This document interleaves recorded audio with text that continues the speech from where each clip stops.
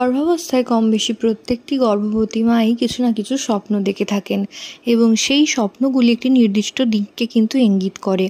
যেহেতু গর্ভবতী মা গর্ভাবস্থায় যে সমস্ত স্বপ্ন দেখে তার উপর ভিত্তি করে কিছু প্রবাদ কিন্তু এখনও চলে আসছে এবং এখনও সেই রীতি মেনে বোঝার চেষ্টা করা হয় গর্ভের আগত সন্তানটি পুত্র না কন্যা সন্তান।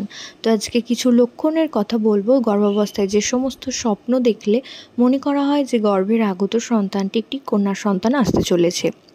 তো প্রথমত যদি দেখেন গর্ভাবস্থায় স্বপ্নের মধ্যে যে আপনার পুত্র সন্তান হচ্ছে সেটা কিন্তু মনে করা হয় আপনার কন্যা সন্তান আসতে চলেছে। কন্যা সন্তানের ক্ষেত্রে গর্ভবতী মা যদি স্বপ্নে দেখেন তার পুত্র সন্তান হচ্ছে, তার কন্যা সন্তান হওয়ার চান্স অনেক বেশি থাকে। দ্বিতীয়ত যদি দেখেন যে গর্ভবতী মা সাদা রঙের কোনো সাপের স্বপ্ন দেখছেন এবং তার চারিপাশে সাদা রঙের কোনো সাপ আশেপাশে ঘুরছে, তো সেক্ষেত্রেও ধারণা করা হয় গর্ভের আগত সন্তানটি একটি কন্যা সন্তান।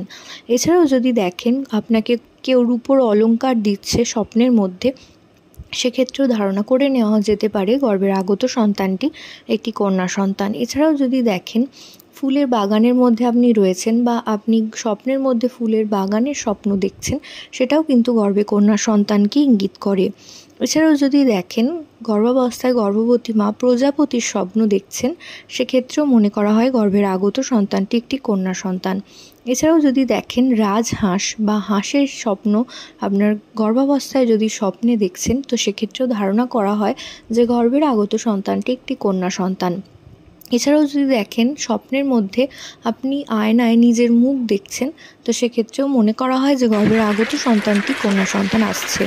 তো এই এতগুলো স্বপ্নের মধ্যে একটাও যদি আপনি আপনার গর্ভাবস্থায় দেখে থাকেন, অবশ্যই ধারণা করে দেবেন গর্ভের আগত সন্তানটি একটি কন্যা সন্তান আসতে চলেছে।